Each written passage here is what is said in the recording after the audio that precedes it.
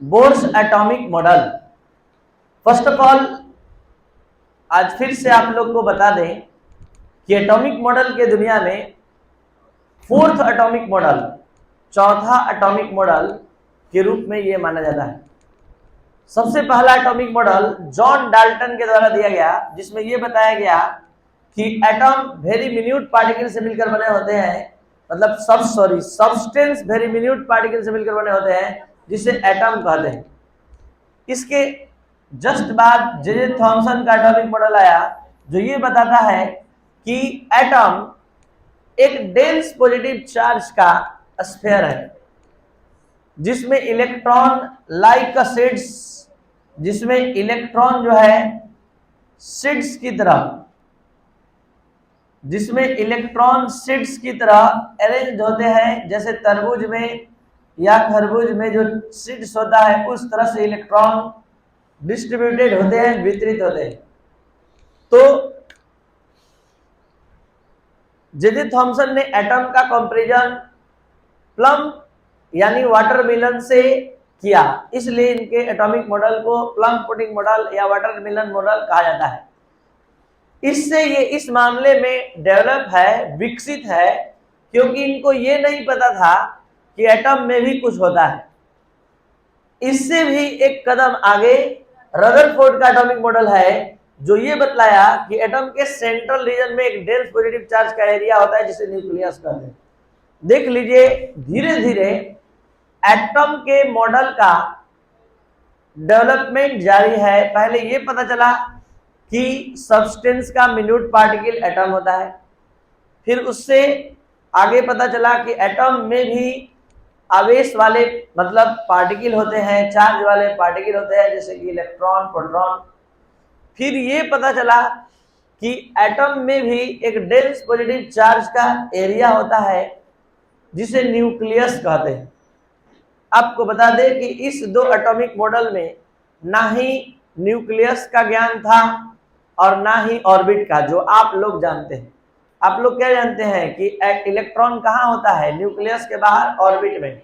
इस दो atomic model में इसका ज्ञान नहीं था। इस दो एटॉमिक मॉडल में न्यूक्लियस तक का ज्ञान नहीं था। और इस एटॉमिक मॉडल का ड्रॉबैक है कि इसमें यह नहीं पता है कि इलेक्ट्रॉन कहाँ रहकर न्यूक्लियस के चारों ओर घूमता है।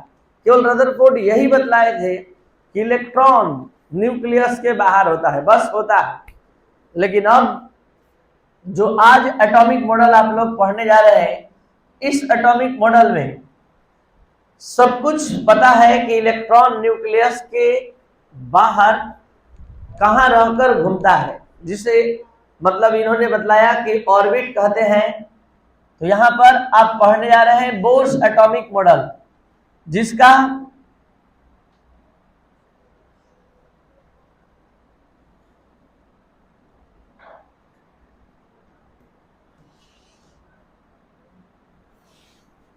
सबसे बड़ा खासियत यही है कि इन्होंने बतलाया था कि इलेक्ट्रॉन न्यूक्लियस के चारों ओर एक सर्टेन फिक्स सर्कुलर पथ में रहकर घूमता है, जिसे क्या कहते हैं? ऑर्बिट।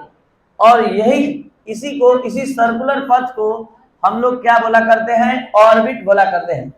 ध्यान दिया जाए तो बोर्स एटॉमिक मॉडल 1913 में नील्स बोर के द्वारा दिया गया, जिन्होंने ये बताया कि electron revolves around the nucleus in a fix circular path which is called orbit. Electron nucleus के चारों ओर एक फिक्स सर्कुलर पाथ में रहकर घूमता है, जिसे ऑर्बिट कहते हैं।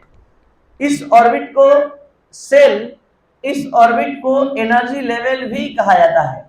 तो सेल और एनर्जी लेवल के नाम से भी हम इसको जानते हैं। तो एनर्जी लेवल कह दीजिए सेल और ऑर्बिट। नेक्स्ट स्टेटमेंट कहता है, नील्स बोर एटॉमिक मॉडल का सेकेंड स्टेटमेंट कहता है कि these orbits are represented by, इन सभी ऑर्बिट को रिप्रेजेंट किया जाता है अल्फाबेट्स के एल एम एन ओ या फिर इंटीजर्स 1 2 3 4 द्वारा रिप्रेजेंट करते हैं। नेक्स्ट स्टेटमेंट, अभी तक दो स्टेटमेंट हमने बतलाया। थर्ड स्टेटमेंट क्या बतलाता है कि third statement only those orbits are permitted which angular momentum of an electron is equal to nh by 2 pi। मतलब थर्ड स्टेटमेंट का जो संबंध है वो एंगुलर मोमेंटम से है, इलेक्ट्रॉन के एंगुलर मोमेंटम से।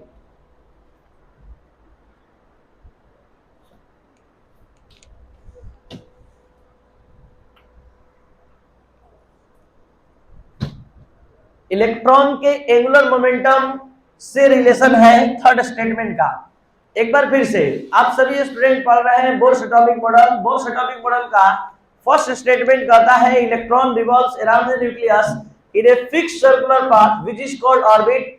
यानी बोर एटॉमिक मॉडल के अनुसार इलेक्ट्रॉन एक फिक्स्ड सर्कुलर पाथ पर घूमता है जिसको ऑर्बिट कहते हैं।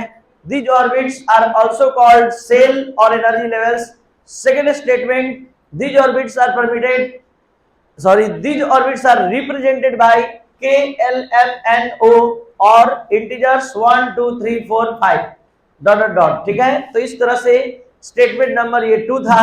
अब देखेंगे statement number third. Statement number third सुनने से पहले आप सभी स्टूडेंट एंगुलर मोमेंटम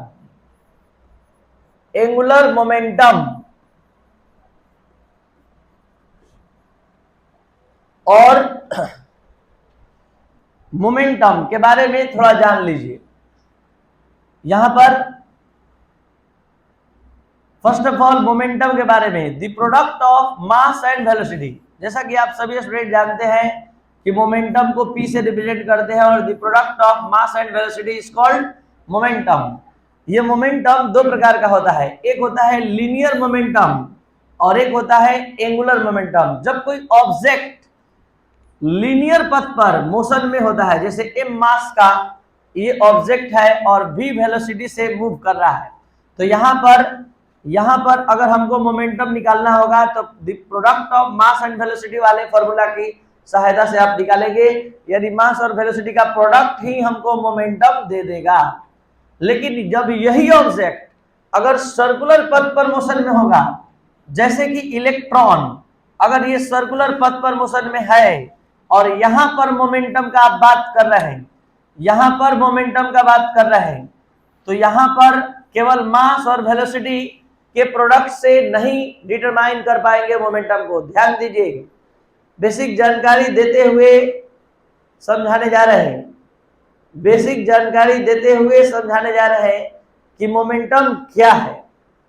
और मोमेंटम क्या है, सबसे पहले हमने ये बताया कि आप लोग 9th 10th में संवेग जिसको कहते हैं, द्रव्यमान और वेग के गुणनफल को संवेग कहते हैं। ये संवेग, ये मोमेंटम दो टाइप से डिटरमाइन होता है। अगर आपका ऑब्जेक्ट लिनियर पथ पर मोशन में हो, रैखिक पथ पर हो, तो मास और वेलोसिटी के प्रोडक्ट से आप मोमेंटम निकालते हैं। लेकिन यही ऑब्जेक्ट जब सर्कुलर पथ पर मोशन में हो, जैसे कि इलेक्ट्रॉन, तो वहां केवल मास और वेलोसिटी के प्रोडक्ट से मोमेंटम नहीं निकलेगा, वहां मास, वेलोसिटी और साथ ही साथ रेडियस ऑफ ऑर्बिट का भी मल्टीपल लेना होगा, तब जाकर ये मोमेंटम निकलेगा। यानी यहां पर आपका एम भी तो रहेगा ही, साथ साथ इस ऑर्बिट का रेडियस भी होगा, तब जाकर आप एंगुलर मोमेंटम डिटरमाइन कर पाएंगे। तो एक था लीनियर मोमेंटम और एक था एंगुलर मोमेंटम। आपके टॉपिक का संबंध, आपके इस केमिस्ट्री के टॉपिक का संबंध एंगुलर मोमेंटम से है। अब आप थर्ड स्टेटमेंट इसका समझ पाएंगे।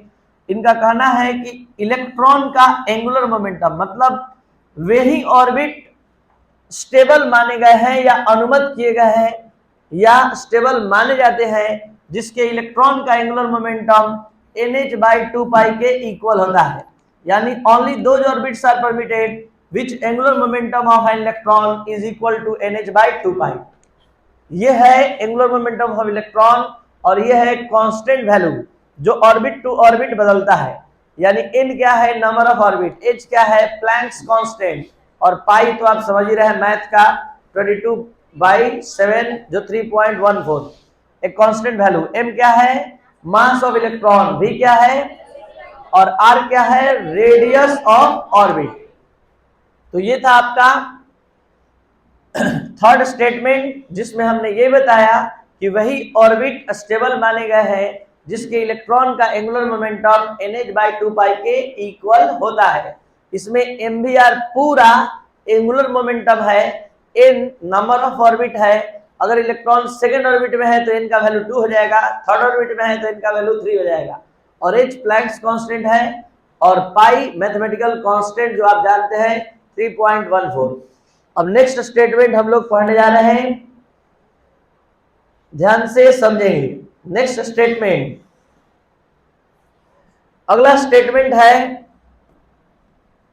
कि when electron jumps from one orbit to another orbit, जब कोई इलेक्ट्रॉन एक ऑर्बिट से दूसरे ऑर्बिट में जंप करता है, the energy is emitted or absorbed, जब कोई इलेक्ट्रॉन एक ऑर्बिट से दूसरे ऑर्बिट में जाता आता है तो वहां एनर्जी का या तो इमिशन होता है या तो एब्जॉर्प्शन होता है। तो इस बात को समझने के लिए यहां पर हम आपको दो केस में इसके कॉन्सेप्ट को क्लियर करेंगे। सबसे पहले केस फर्स्ट,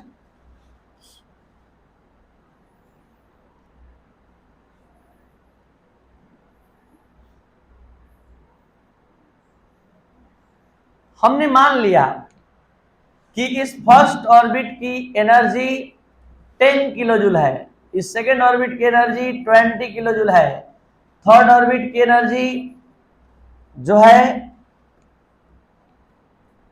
30 किलोजूल है, और फोर्थ ऑर्बिट की एनर्जी 40 किलोजूल है, और फिफ्थ ऑर्बिट की एनर्जी 50 किलोजूल है। ये सारे एनर्जी लेवल्स की एनर्जी हमने मान लिया है कि इसका 10 है, इसका 20 है, इसका 30, इसका 40, इसका 50। अब आपको बता दें कि प्रत्येक ऑर्बिट का एनर्जी फिक्स होता है। अब आपका इलेक्ट्रॉन सपोज दैट अगर higher energy level fifth orbit में है और वो रिटर्न होकर थर्ड ऑर्बिट में आ रहा है, तो आपको बता दें कि हर ऑर्बिट की जब एनर्जी फिक्स होती है, इसका सेंस क्या है, इसका मतलब क्या है कि अगर कोई इलेक्ट्रॉन यहाँ है तो उसको 50 किलो जूल एनर्जी लेकर ही रहना होगा। अगर 49 भी होगा तो यहाँ रहने लायक नहीं होगा, और 50.5 भी होगा तो भी रहने लायक नहीं होगा। तो यहाँ पर ये प्रत्येक ऑर्बिट में रहने का रूल रेगुलेशन है। अगर इलेक्ट्रॉन वहां से उठकर यहाँ आ रहा है तो अब तय है कि उसकी एनर्जी 30 किलो जूल होनी चाहिए। तो होता क्या है कि जब कोई इलेक्ट्रॉन एटम के हायर एनर्जी लेवल से लोअर एनर्जी लेवल में आता है, जब कोई इलेक्ट्रॉन हायर एनर्जी लेवल से लोअर एनर्जी लेवल में आता है, जैसे 50 से 30 में आ रहा है, तो अपने एनर्जी का इमिशन लाइट के रूप में कर देता है। तो यहाँ पर हम जानना चाहते हैं कि इसने कुल कितना एनर्जी इमिट किया। तो कहाँ था 50 और कहाँ आ गया 30, यानी हायर एनर्जी लेवल में लोअर एनर्जी लेवल को घटा देंगे तो हमको इमिटेड एनर्जी का पता चल जाएगा। और ऐसे भी आप समझ रहे हैं कि ये कितना किलो जूल एनर्जी लॉस करेगा, 20 किलो जूल। तो when electron returns from any higher orbit to lower orbit, higher orbit से लोअर ऑर्बिट में आता है, then energy is emitted in the form of light, energy का इमिशन लाइट के रूप में होता है, and it is equal to E2 minus E1, और इसका मान E2 माइनस E1 के इक्वल होता है। अभी हमने क्या बताया स्टेटमेंट नंबर 4 में, जरा ध्यान दीजिए कि जब कोई इलेक्ट्रॉन एक ऑर्बिट से दूसरे ऑर्बिट में जाता है या आता है, मतलब हायर से लोअर में आता है या लोअर से हायर में जाता है, तो उस केस में एनर्जी का इमिशन और एब्जॉर्प्शन होता है। अब समझना यह है कि कब इमिशन कब एब्जॉर्प्शन। तो इमिशन तब जब हायर से लोअर में आएगा, जैसे कि अभी यहां पर इलेक्ट्रॉन हायर से लोअर में आया तो एनर्जी इमिट किया। अब इसके जस्ट अपोजिट आप देख सकते हैं कि यहां पर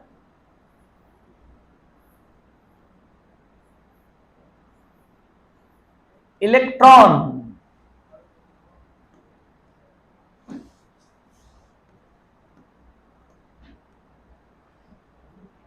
यहां से लोअर एनर्जी लेवल से देखिए हायर में अब जा रहा है। सपोज दैट इसकी एनर्जी 10 किलो जूल, इसका 20, इसका 30, इसका 40 और इसका 50 किलो जूल मान ली है। इलेक्ट्रॉन 20 किलो जूल से और इस बार 50 किलो जूल में जा रहा है। तो यहां पर अब जरा देखिए, इलेक्ट्रॉन लोअर एनर्जी से हायर एनर्जी में जा रहा है और अब हमको जानना है, क्या जानना है कि कितना एनर्जी गेन करके वो जाएगा। तो आपको बता दे कि ये इलेक्ट्रॉन इसी तरह नहीं चला जाता है। अब हम इस एटम को गर्म करेंगे, अलग से एनर्जी देंगे, तब जाकर वो इतना के इक्विवेलेंट एनर्जी गेन करेगा, तो ये इधर से उधर जा सकता है, तब ये लोअर से हायर में जा सकता है। और यहां से जहां से जा रहा है और जिस ऑर्बिट में जाएगा उसके इक्विवेलेंट एनर्जी गेन करेगा तभी जाएगा। तो अगर ये 30 किलो जूल या उससे अधिक एनर्जी गेन करेगा तब ऊपर जाकर अपने अनुसार एनर्जी लेवल में शिफ्ट होगा। तो हम जानना चाहते हैं यहां फिर से कि कितना एनर्जी इसने अलग से गेन किया कि वो चला गया। तो बताइए, यहां भी तो वही काम होगा, फिर से हायर एनर्जी से लोअर एनर्जी में घटाइएगा। तो हायर एनर्जी कौन रहा? 50 वाला, और लोअर एनर्जी कौन रहा? 20 वाला। तो इस तरह से क्लियर कॉन्सेप्ट हो रहा है कि यहाँ का डेल्टा ई एब्जॉर्ब्ड एनर्जी कहलाएगा। एब्जॉर्ब्ड एनर्जी मतलब अवशोषित ऊर्जा। यहाँ एनर्जी एब्जॉर्ब करके लोअर से हायर में जाएगा और वहां एनर्जी इमिट करके आ रहा था हायर से लोअर में। तो दोनों केस का कॉन्सेप्ट आपके माइंड में रन करना चाहिए, समझ में आना चाहिए कि जब कोई इलेक्ट्रॉन हायर से लोअर में आएगा तो एनर्जी का इमिशन होगा और इसका भी मान E2 माइनस E1 होगा, और जब लोअर से हायर में जाएगा तो भी इसका मान E2 माइनस E1 के इक्वल होगा, लेकिन इसका डेल्टा ई एब्जॉर्ब एनर्जी कहलाएगा और इसका डेल्टा ई इमिटेड एनर्जी कहलाएगा। तो इस पूरे कॉन्सेप्ट को एक बार में ध्यान देंगे तो आप स्टेटमेंट नंबर 4 समझ सकते हैं कि जब कोई इलेक्ट्रॉन एक एनर्जी लेवल से दूसरे एनर्जी लेवल में जाता है, दूसरे एनर्जी लेवल में जाता है तो एनर्जी का या तो इमिशन या तो एब्जॉर्प्शन होता है और इसका मान हमेशा E2 माइनस E1 के इक्वल होता है। अब इसमें भी दो केस। पहला case, when electron goes to lower energy level, when electron returns from higher energy level to lower energy level, then energy is emitted and it is equal to E2 minus E1, or the emitted energy is released in the form of light, और जो energy release होता है वो light के form में release होता है। अब बात करते हैं केस सेकंड का। केस सेकंड में हमने क्या बताया, ध्यान दीजिए। केस सेकंड का कॉन्सेप्ट कहता है कि when electron goes to lower energy to higher energy, what for lower energy to higher energy, then energy is absorbed and it is equal to E2 minus E1। तो ये था concept number, statement number 4। अब चलते हैं statement number 5। Statement number 5 क्या कह रहा है कि Bohr's atomic model explain hydrogen spectrum. Bohr's atomic model hydrogen spectrum का कंप्लीट एक्सप्लेनेशन करता है। तो सवाल उठता है कि हाइड्रोजन स्पेक्ट्रम क्या है, ये हाइड्रोजन स्पेक्ट्रम क्या चीज है। तो पहले आप ये जानिए कि आप 9th 10th में पढ़े थे क्या कि जब किसी सनलाइट को प्रिज्म से होकर गुजारते हैं तो ये 7 कलर्स का एक बैंड प्राप्त होता है, पट्टी प्राप्त होता है, जिसे आप लोग क्या कहते हैं, स्पेक्ट्रम, जिसे आप लोग स्पेक्ट्रम कहते हैं। आज हम किसी सनलाइट को प्रिज्म से नहीं गुजारने जा रहे हैं, आज हम किसी एटम से स्पेक्ट्रम प्राप्त करेंगे। यहाँ हम किसी सनलाइट को पास नहीं कराएंगे, यहाँ हम किसी सूर्य के प्रकाश को नहीं बल्कि एटम से स्पेक्ट्रम प्राप्त करेंगे। और इसके लिए कंप्लीट स्पेक्ट्रम आप यहाँ देखेंगे।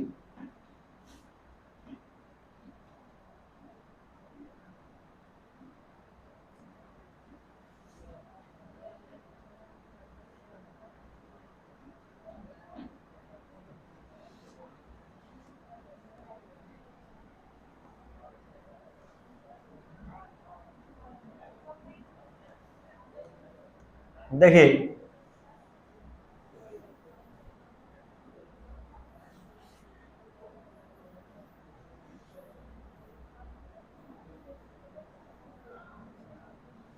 स्पेक्ट्रम कैसे प्राप्त किया जाता है किसी एटम से, स्पेक्ट्रम के प्राप्त करने का कॉन्सेप्ट क्या है।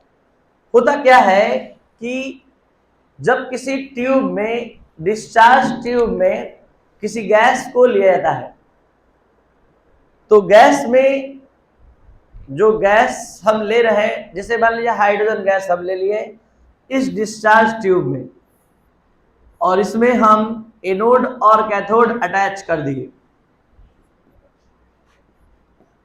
और यहां H2 गैस इसमें फिलअप कर दिए, तो लो प्रेशर और हाई पोटेंशियल पर जैसे ही इलेक्ट्रिक करंट का फ्लो करते हैं, ये हाइड्रोजन मॉलिक्यूल टूट जाता है हाइड्रोजन एटम में, और हाइड्रोजन एटम का जो इलेक्ट्रॉन है, आपको पता होना चाहिए कि हाइड्रोजन का कॉन्फ़िगरेशन 1s1 होता है। ये जो इलेक्ट्रॉन है केवल एक ही इलेक्ट्रॉन है, लेकिन यहां पर जो हाइड्रोजन एटम की संख्या है वो असंख्य है, अनगिनत है। काफी संख्या में हाइड्रोजन एटम है, और हाइड्रोजन एटम में एक इलेक्ट्रॉन है। प्रत्येक हाइड्रोजन एटम में इलेक्ट्रॉन अलग अलग एनर्जी एब्जॉर्ब करता है।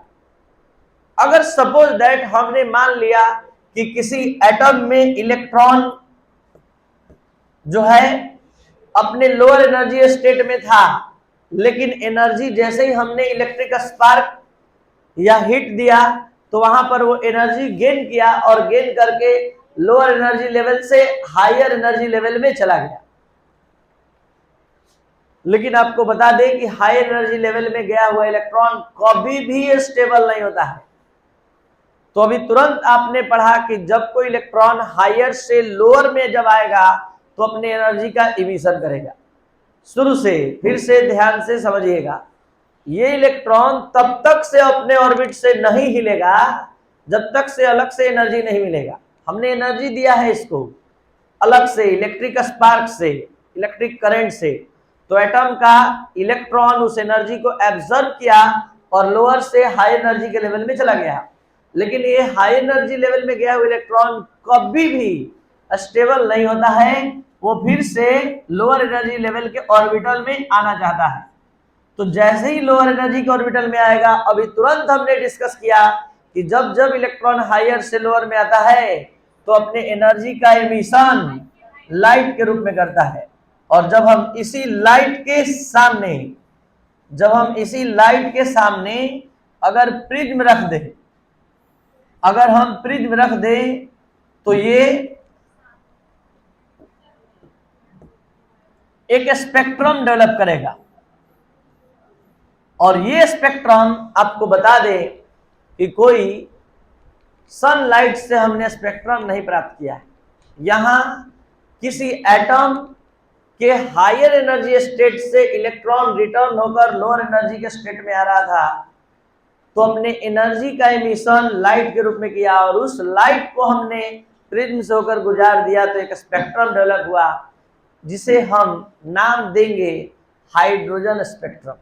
क्योंकि हमने जो स्पेक्ट्रम प्राप्त किया है वो हाइड्रोजन एटम से प्राप्त किया है, हाइड्रोजन एटम के इलेक्ट्रॉन से प्राप्त किया है, इसलिए इस स्पेक्ट्रम का नाम हाइड्रोजन स्पेक्ट्रम है।